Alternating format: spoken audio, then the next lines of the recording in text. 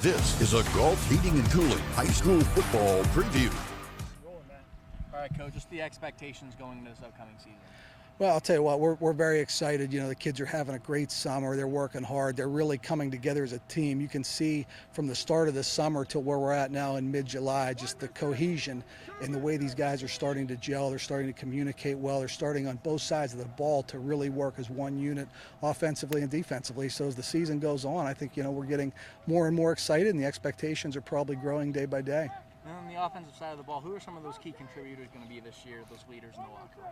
Well, I think, whenever you look, as far as leaders go, I think you start with, Aiden Gardner. He's a senior captain. Our assistant captain this year is Jamie Miller. He's a junior. We'll certainly be looking to those guys for leadership.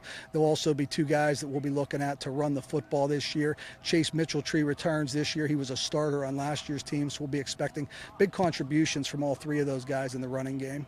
And how about on the defensive side of the ball, Coach?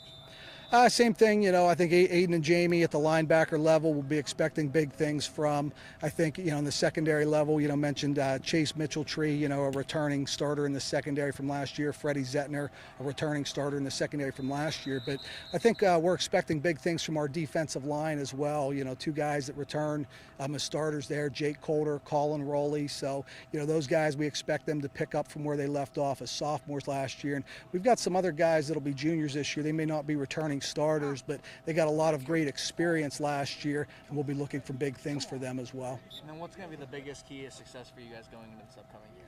Well, I think the biggest key, for our success is how well we can come together as a team. One of the things, about it is, how well can you work as one unit?